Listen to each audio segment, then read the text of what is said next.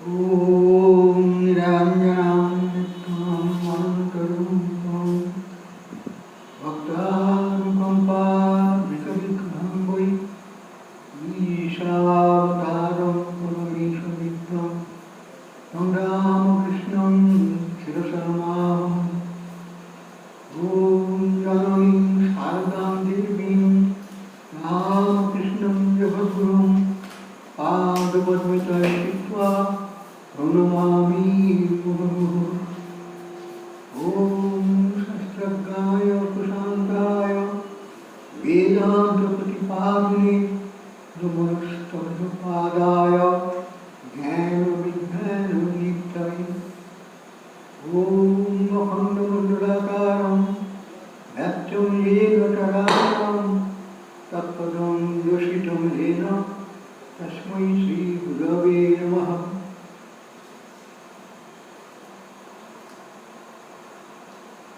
स्वामी अभेदानंदजी महाराजेर पाश्चात्ये भगवद्गीतार divine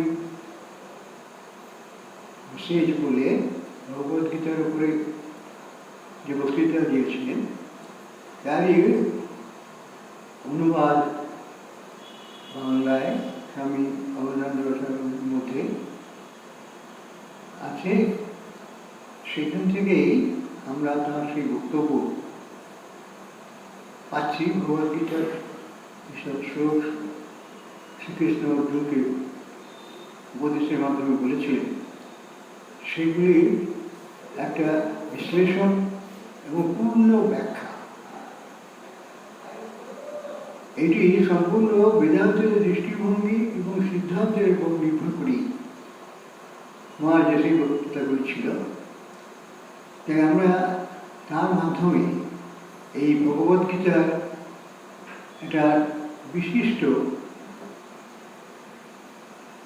ভঙ্গি এবং পরিপূর্ণ বেদান্তের ভিত্তিতে সেই বিশ্লেষণাত্মক তার বক্তব্য সেগুলি এতই প্রাঞ্জল যে শ্রীকৃষ্ণের উপদেশগুলি অর্জুনকে সেই নির্দিষ্ট সময়তে শ্রীকৃষ্ণ দিয়েছিলেন সেই বিভিন্ন অধ্যায়ের মধ্যে সেই লোকগুলি রয়েছে ভগবদ্গীতায়। আমাদের আলোচনার বিষয় চলছে ত্রয়োদশ অধ্যায়, সেই অখণ্ড ব্রহ্ম জ্ঞেয় এবং অজ্ঞেয় এই বিষয়ের উপর বক্তৃতা দিয়েছিলেন। অর্থাৎ অখণ্ড ব্রহ্ম তাকে যে জানা যায় আবার জানা যায় না। কাকে পক্ষে জানা যায় না? যাদের দৃষ্টি উন্নত নয়, ভগবত দৃষ্টি উন্নত নয়, যাদের আত্মজ্ঞান লাভ হয়নি। শ্রীরামকৃষ্ণ বলেছেন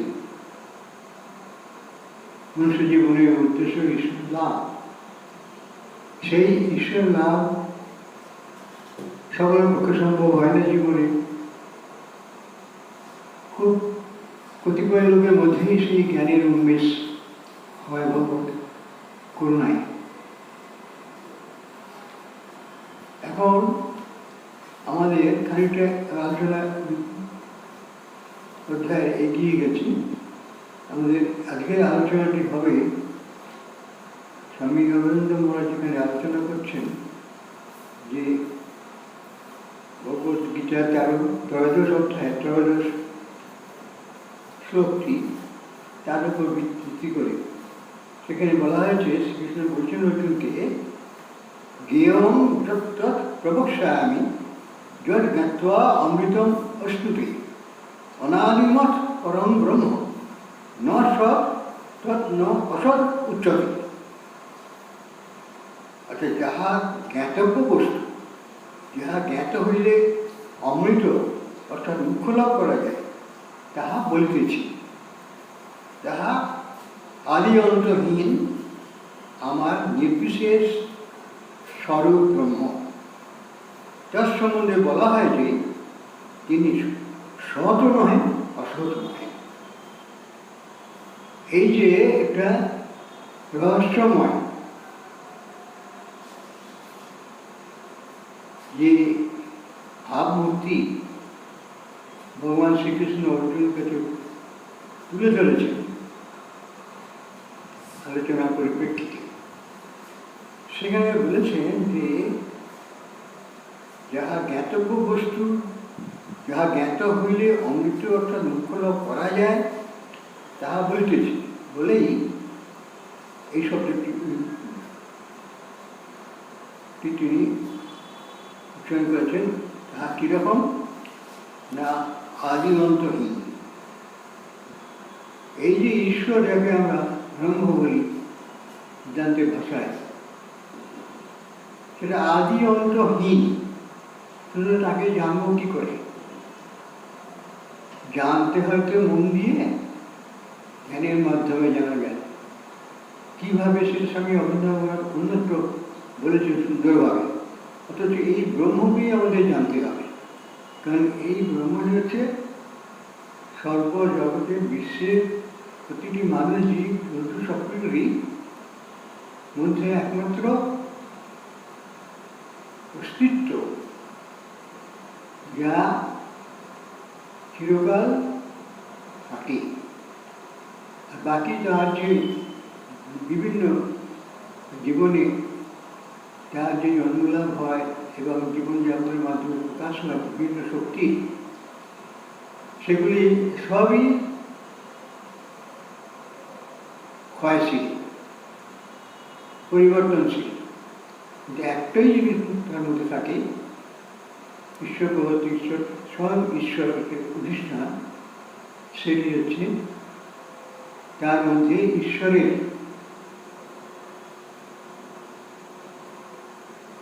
অস্তিত্ব। সেইটি সকলের মধ্যেই আছে, কিন্তু তাকে এই শক্তিকে জাগ্রত করে তোলা, যার মাধ্যম দিয়ে সে মনের সেই শক্তির দ্বারা ঈশ্বরকে আমরা জানব, সেটি বেশিরভাগ মানুষের মধ্যে প্রকাশিত হয় না। একেই আবরণ বলা হয়েছে, অজ্ঞানের আবরণের জন্যই। কিন্তু সেই অজ্ঞানকে দূর করা যায় বেদান্তের সাধনা দ্বারা, সংযম, উপলব্ধি, তিতিক্ষা, এইসবের মাধ্যমে যে বেদান্তের সাধনা রয়েছে, সেই সাধনাগুলি সম্পূর্ণ করে ধ্যানের চূড়ান্ত অবস্থা সমাধির মধ্যে অনুপ্রবেশ করলে, কারণ মন ছাড়া তো আর কেউ সেখানে সেই অবস্থার মধ্যে যেতে পারে না। কিন্তু সেই এই মন নয়, সেটি শুদ্ধ মন, যেমন শ্রীরামকৃষ্ণ বলেছেন তার ভাষা। শুদ্ধ মন অর্থাৎ একাগ্র মন। সেই একাগ্রতাটা কতখানি, সেটি একমাত্র যারা ধ্যান করেন তারাই বুঝবেন। কারণ সেই সমাধি অবস্থায় যখন অন্য কোনো মনের চঞ্চলতা থাকে না, সেই অবস্থায় যদি মনকে ধরে রাখা যায় কিছুক্ষণের জন্য, তাহলে মন সেই এক অদ্বিতীয় সৎ বস্তুকে উপলব্ধি করতে পারে। কারণ আমরা বিভিন্ন ইন্দ্রিয়ের মাধ্যমে বস্তুর জ্ঞান লাভ করি, কিন্তু ঈশ্বর জ্ঞান সেভাবে আমরা কোনো এমন কোনো যন্ত্র আমাদের মধ্যে নেই যার দ্বারা ইন্দ্রিয় গ্রাহ্য করতে পারি সেই স্বয়ং ঈশ্বর ব্রহ্ম, যিনি সারা বিশ্বে অখণ্ড সৎস্বরূপে বিরাজিত। তাই স্বামী অবনীন্দ্রনাথ সুন্দর বলেছেন যে একমাত্র মন দিয়েই যখন আমাদের ঈশ্বরকে জানতে হবে, এবং এই মন নয়, সেই মন স্থিতপ্রজ্ঞ মন, সেই মন অচঞ্চল মন। আর শ্রীরামকৃষ্ণ বলেছেন এই যে অচঞ্চল মন, স্থির মন বা শুদ্ধ মন যাকে বলা হয়, সেই শুদ্ধ মন, শুদ্ধ বুদ্ধি আর শুদ্ধ আত্মা একই বস্তু। অর্থাৎ তখন মন আত্মাতেই প্রতিষ্ঠা লাভ করেছে। সেই মন অসীম শক্তিশালী। সেই আত্মশক্তির সাহায্যে এবং মনকে কাজে লাগিয়ে সেই ঈশ্বর সম্বন্ধে বা ব্রহ্মা সম্বন্ধে আমরা পূর্ণ জ্ঞান লাভ করতে পারি। আর তখনই বলা হয় যে যিনি সেই জ্ঞান লাভ করেছেন তিনি পূর্ণত্ব প্রাপ্ত হয়েছেন। এটি স্বামী বিবেকানন্দের ভাষায় এটি হচ্ছে পূর্ণ জ্ঞান বা পূর্ণত্ব লাভ, পারফেকশন। সেই পারফেকশন আমাদের প্রত্যেকের মধ্যেই লাভ করা সম্ভব, কিন্তু যেহেতু অজ্ঞান আবরণ রয়ে গেছে মেঘে ঢাকা সূর্যের মতন, সেহেতু আমাদের সেই আত্ম সম্পর্কে প্রকৃত জ্ঞান আমরা লাভ করতে পারি না চঞ্চল মনের জন্য। কিন্তু সাধন সিদ্ধি লাভ করে মনকে একাগ্র করতে পারলে এই মন অসীম শক্তিশালী হয়। তখন সেই অসীম বস্তুকে সে তখন অন্তরে উপলব্ধি করতে পারে। এইভাবে আমাদের এই জ্ঞান লাভ হয়। অন্যান্য বস্তু তো নানাভাবে সরাসরিভাবে আমাদের ইন্দ্রিয়তে ছাপ থাকে, সেখান থেকে মস্তিষ্কে যায়, সেখান থেকে মন সেই স্পন্দন গ্রহণ করে আত্মাকে জানিয়ে দেয় যে এই বস্তু তুমি দেখছো। কিন্তু ঈশ্বরকে লাভ করার ক্ষেত্রে সেই প্রসেসে, সেই পদ্ধতিতে আমরা জানতে পারি না। তাহলে কী করবো? কারণ দিয়ে আমাদের মন সীমিত অবস্থার মধ্যে কাজ করে, কিন্তু ঈশ্বর তো অসীম। তো সে স্বামী অভিনন্দন সুন্দরভাবে বলেছেন সেখানে, যে তাহলে সেখানে ওই জন্যে এই মনকে ঈশ্বরে মিশিয়ে দিতে হবে। অন্যান্য বস্তু যেমন তার আকার উপাধি ইত্যাদি আমরা গ্রহণ করে তাকে জানতে পারি, এখানে তা না। এখানে ঈশ্বরের ক্ষেত্রে জানার জন্য আমাদের মনকে ঈশ্বরের সঙ্গে মিশিয়ে দিতে হবে। কারণ ঈশ্বরকে আমরা মনের মধ্যে আনতে পারবো না, মনের ক্ষমতা সীমিত। তাই বলছেন যে মনকে আমরা এই সমাধির সময়তে মন আমাদের ব্রহ্ম বা ঈশ্বরে একাকার করতে হয়, তখনই আমরা তাকে জানতে পারি। ঋষিরা সেটি জানতে পেরেছিলেন যে এই পদ্ধতিতে তাকে জানা যায়, তেমন যারা উপনিষদের হিসাবগুলি তাদের বক্তব্য রেখে গেছে, তার থেকে আমরা জানতে পারি। এটা বেদান্তের সার বস্তু মধ্যে আমরা দেখতে পাই যে এই সমস্ত ঋষিদের সেই সিদ্ধান্তগুলি তুলে ধরা হয়েছে ভগবদ্গীতাতে। তাই বলছেন তিনি সৎ নন, অসৎ নন। যে কোনো একটিতে তাকে বলে শেষ করা যায় না। অসৎ অথচ অসৎ নন, আবার সৎও নন। অর্থাৎ কারোর কাছে তিনি ধরা দেন, যার কাছে দেখা পড়ে সে একটা সৎ বস্তু বলে উপলব্ধি করতে পারে, আর যার কাছে ধরা যায় যে ধরতে পারে না, তার কাছে সেটা অজানাই থেকে যায়, তাকে অসৎ বলা হয়। ওই জন্যে কোনোদিনই তার সঙ্গে জ্ঞান লাভ করা যাবে না। পাশ্চাত্য দেশের দার্শনিকরা সেই কথাই বলেন যে এই ঈশ্বরকে দেখা যায় না, দেখা যায়নি, অজ্ঞেয় অবস্থা। কিন্তু শ্রীরামকৃষ্ণ বলছেন এই মনের মাধ্যমে দেখা যায় না, যেমন শাস্ত্রে বলা হয়েছে অবাম মানুষ গোচর, কিন্তু শ্রীরামকৃষ্ণ বলছেন শুদ্ধ মনের গোচর, স্থির মনের গোচর। স্থির মন হচ্ছে সমাধি অবস্থায়, সেই মন অচঞ্চল এবং অসীম শক্তিশালী। সেই মনকে ঈশ্বরের সঙ্গে একাকার করে দিলে তখন আমাদের উপলব্ধি হয় ঈশ্বরের সম্পর্কে, যে তিনি এক অদ্বিতীয় সৎ বস্তু এবং সৎ। বৈদিক ঋষিরা বলেছেন, ঋগ্বেদে ঋষি বলেছেন বিপ্রা বহুধা বদন্তি, অর্থাৎ যারা সেই সম্বন্ধে আলোচনা করেন, চর্চা করেন, চেষ্টা করেন, তারা নানা রকম বলেন, কিন্তু যারা ঠিক ঠিক ঈশ্বরকে জানতে পারেন তারা ওই ঋষির কথাই গ্রহণ করেন। এবং সৎ, তিনি এক এবং সৎ বস্তু, তিনি আছেন, তাকে জানা যায়, পদ্ধতি আলাদা। সেই সম্পর্কে স্বামী অবনীন্দ্রনাথ বলছেন খ্রিস্টানরা স্বর্গস্থ পিতা বা সৃষ্টিকর্তা ঈশ্বরের ভাবটিকে ধরে রেখেছে। খ্রিস্টানদের ধর্মেতে এই বিশ্বাস, তাদের পাদ্রীরা সেই কথাই তাদের কাছে, ভক্তদের কাছে এই কথাই জানান, বলেন, এবং তাদের পথ হচ্ছে ভক্তির পথ। তাই খ্রিস্টানরা স্বর্গস্থ পিতা বলে, বা সৃষ্টিকর্তা ঈশ্বরের ভাবটিকে ধরে রেখেছে, স্বর্গস্থ পিতা বলে। কিন্তু অখণ্ড সত্য সম্বন্ধে কিছু বলে না। স্বর্গস্থ পিতা, তাকে তো সামনে আমরা দেখতে পাই না, সেই জন্য বলা হয় তিনি আছেন এবং তিনি আমাদের পিতা বা প্রভু, যা সেই অস্তিত্বের বাইরে রয়েছেন, সেজন্য আমাদের দৃষ্টিগোচর হন না। তবে সৃষ্টিকর্তা তারা স্বীকার করেন। কিভাবে?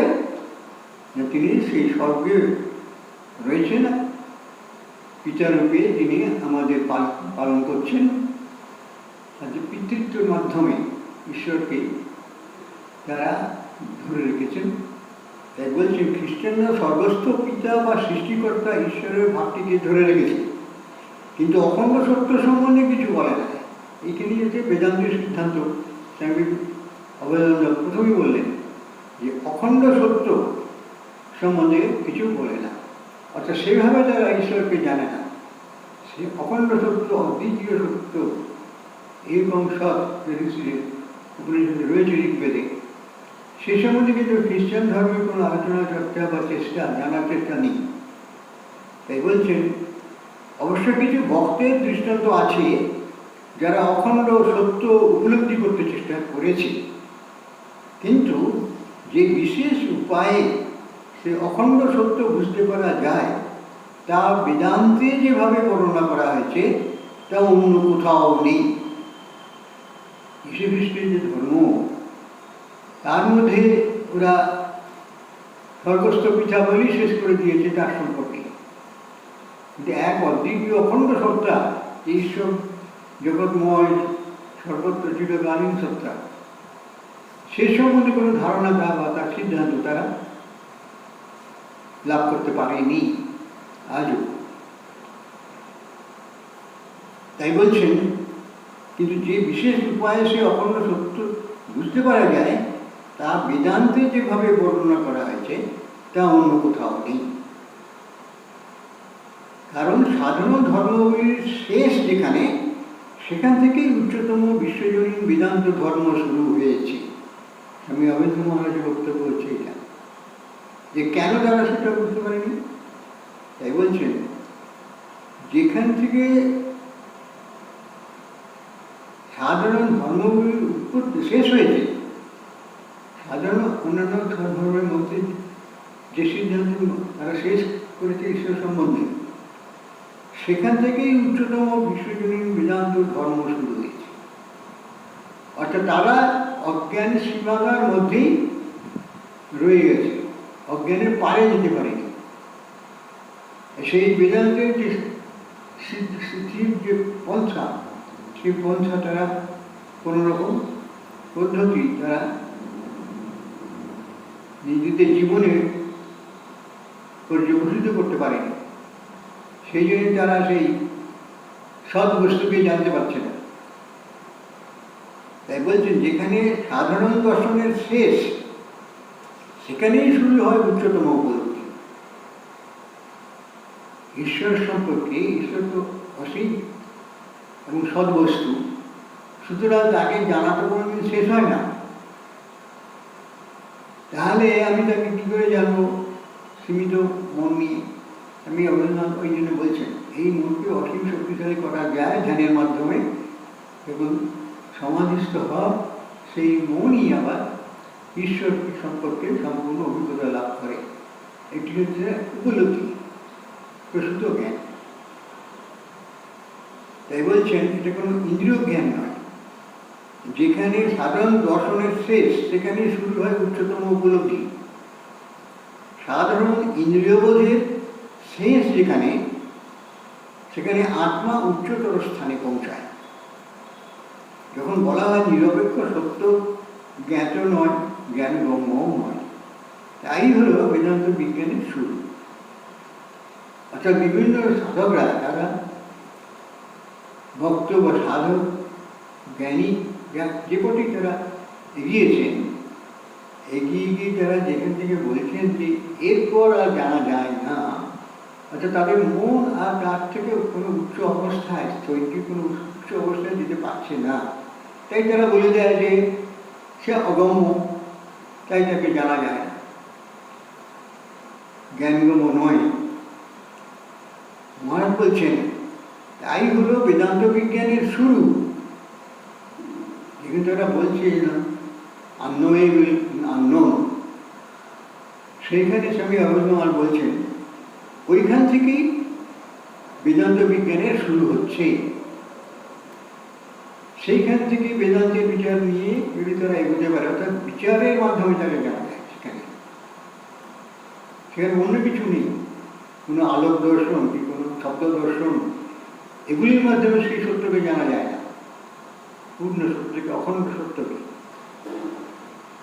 পূর্ণতা পেতে গেলে জীবনে, আমি বিবেকানন্দ যেমন বলেছি পারফেকশন, অল পারফেকশন, সেটি আত্মজ্ঞান ছাড়া কিছু নয়। সেই আত্মজ্ঞান লাভ মানেই হচ্ছে যে যেখানে অন্যান্য দর্শনে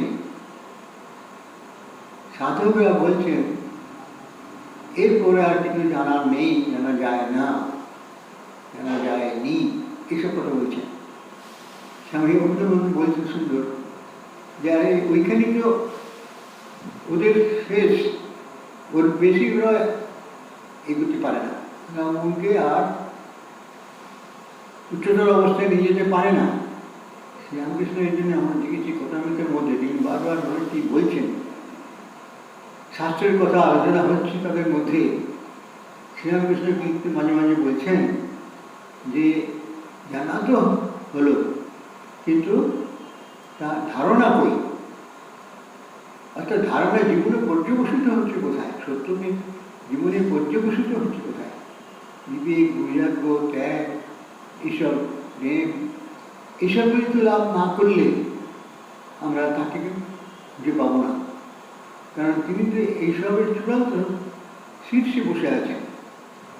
কাজেই এইগুলোর মধ্যে যে কোনো একটি পথ অবলম্বন করি, আমি যদি সেইখানে ধ্যান এবং সমাধিস্থ হয়, সে যে পথেই হোক না কেন, সেই ধ্যান সমাধি ব্যতীত সেই শীর্ষ পর্যায়ে উন্নত প্রাপ্ত হওয়া যায় না। তাই বলছেন যাকে জ্ঞানগম্য নয় বলা হয় তাকে জানতে হবে। অর্থাৎ তারা অন্যান্য ধর্মের যারা সাধক, তারা যেখান থেকে গিয়ে পৌঁছে বলছে যে আর জানা যায় না, এর বেশি জানা যায় না, এরপরে আর কিছু নেই।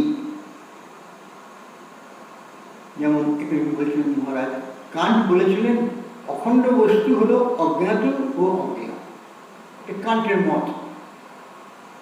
কিন্তু সমালোচকরা বলেছিলেন যে কান্টের নির্ণয় অনুযায়ী অখণ্ড বস্তু জ্ঞাত নয়, জ্ঞেয়ও নয়, অতএব অখণ্ড বস্তু তার কাছে বাস্তবে জ্ঞান। বেদান্ত দেখিয়েছে যে পদ্ধতিতে বিশেষ পথে জ্ঞান লাভ হয় তা সাধারণ বিজ্ঞানী, চিন্তাশীল ব্যক্তি ও সাধারণ লোকের কাছে অজ্ঞাত। সেই বিশেষ পথ যা মানুষকে পরম জ্ঞানের দিকে নিয়ে যায়, তাই তাকে অমর করে তোলে। সেই বিশেষ জ্ঞানটা কী করে লাভ করবে? সেখানে ওই বেদান্তের আশ্রয় নিতে হবে। বেদান্তই একমাত্র বলে তত্ত্বমসি, একং সৎ, এগুলি বেদান্তের মধ্যেই এই সিদ্ধান্ত লাভ করা হয়েছে। তাই বলছেন তাই হলো বেদান্তের একটি বিশেষ অঙ্গ, তাই বেদান্ত হলো অনন্য, অন্যের সঙ্গে কারোর সঙ্গে তুলনা হবে না, কোনো কোনো ধর্মের সিদ্ধান্তের সঙ্গে তুলনামূলকভাবে এর বক্তব্য বা বিশ্লেষণ হবে না। এটি হচ্ছে অন্যান্যরা যেখানে তাকে জানা যায় না, জানা যায়নি বলে থেমে গেছে, কিন্তু বেদান্ত সেইখান থেকে শুরু করছে। বেদান্ত অর্থে সেই বেদান্তের যে সমস্ত অনুশাসন আছে সেইগুলির মাধ্যম দিয়ে গিয়ে যখন বেদান্তের জ্ঞানের চরিত্রটা পরিপূর্ণ হয়, অর্থাৎ সে সমাধি অবস্থা লাভ হয়, তখন একটা অভিজ্ঞতা হয়। সেই অভিজ্ঞতা হচ্ছে প্রত্যক্ষ জ্ঞানটাকে বলে। শ্রীরামকৃষ্ণ চ্যালেঞ্জ করে বলছেন, আমি বলছি তাকে দেখা যায়, যার সঙ্গে কথা বলা যায়, তোমার সঙ্গে যেমন কথা বলছি তার চেয়ে স্পষ্টভাবে তাকে দেখা যায়। আপনি বললেন শ্রীরামকৃষ্ণ দক্ষিণেশ্বর। তাই বলছে তুমি দর্শনের ও বিজ্ঞানের অন্যান্য পদ্ধতি পর্যালোচনা করে দেখতে পারো, কিন্তু বেদান্ত নির্দেশিত বা সমর্থিত সর্বজনীন পদ্ধতির মতো পদ্ধতি কোথাও পাবে না। এই পদ্ধতিটি নেমে হয়েছিল, কারণ বেদান্তের মাধ্যমে এই যে চূড়ান্ত সিদ্ধ অবস্থা লাভ করা, ঈশ্বর স্বরূপতা লাভ করা, তার নির্দিষ্ট পদ্ধতি রয়েছে এবং সমর্থিত সর্বজনীন পদ্ধতি, এর মতো পদ্ধতি তুমি কোথাও পাবে না। এই পদ্ধতি অবলম্বন করলে একমাত্র তুমি সেই অখণ্ড ব্রহ্মের পূর্ণ জ্ঞান লাভ করতে পারো। তারপর বলেছেন বিভিন্ন দার্শনিক বিভিন্ন ভাব ব্যক্ত করেছেন, কিন্তু তুমি ব্যবহারিক জীবনের তদনুযায়ী চলতে পারবে না ততক্ষণ তুমি কোনো পাঠ্যক্রম রয়েছ। দর্শনশাস্ত্রের উপাধি অর্জনের জন্য ততক্ষণ তা ভালো যদি তুমি জিজ্ঞাসা হও, কিন্তু এর কোনো মূল্য নেই যদি দর্শনশাস্ত্রের উচ্চতম সত্য উপলব্ধি করা না যায়। উচ্চতর আধ্যাত্মিক দর্শন হলো এমন কিছু যা তুমি জীবনে পালন করতে পারবে এবং যাকে জীবনের অঙ্গ করে নিতে পারবে। এটি পজিটিভ, এইটি বেদান্তের সাধনা। তাই বলছি, কিন্তু স্পেকুলেটিভ অর্থাৎ কল্পনাপ্রিয় দর্শনে বর্তমান সব ধর্মের নৈতিক ও সামাজিক বৈশিষ্ট্যগুলি পাবে, কিছুই বাদ পড়বে না, সবই পাবে। এদিকে বেদান্তের মতো আধ্যাত্মিক দর্শন মানুষকে সত্যদ্রষ্টা করতে পারে। এই পথে মানুষ উচ্চতর আধ্যাত্মিক স্তরে উঠবে, পূর্ণতা প্রাপ্ত হবে। এই যে অল পারফেকশন বিজ্ঞানের কথা, পূর্ণতা লাভ, মানুষের জীবনের লক্ষ্য হচ্ছে জীবনে তাকে পূর্ণতা লাভ বলা হয় শাস্ত্রের ভাষায়। অর্থাৎ পূর্ণ বস্তুকে তখন জানা যায়। এই পূর্ণ বস্তুটি কি? সর্বত্র তিনি বিরাজ করছেন সর্বস্তু রূপে, সেটি ঈশ্বর। কিন্তু সেই অখণ্ড ঈশ্বরকে সার্বিকভাবে জেনে নিজে পূর্ণত্ব লাভ করা মনুষ্য জীবনের চরম লক্ষ্য, সেটি একমাত্র বেদান্ত পদ্ধতির মাধ্যমেই লাভ হয়। এইখানেই স্বামী অবদান মহারাজের সেই বেদান্তের বিশেষ দৃষ্টিভঙ্গির মাধ্যমে চরম জ্ঞানকে লাভ করা একমাত্র অদ্বিতীয় পথ বেদান্তের সাধন পদ্ধতি অবলম্বন করা, সেটির উপরে তিনি এই সিদ্ধান্তটি করেছেন। নমস্কার। ওম পূর্ণমদঃ পূর্ণমিদং পূর্ণাৎ পূর্ণমুদচ্যতে পূর্ণস্য পূর্ণমাদায় পূর্ণমেবাবশিষ্যতে। ওম শান্তি শান্তি শান্তি। ওম শ্রীরামকৃষ্ণায় অর্পণমস্তু।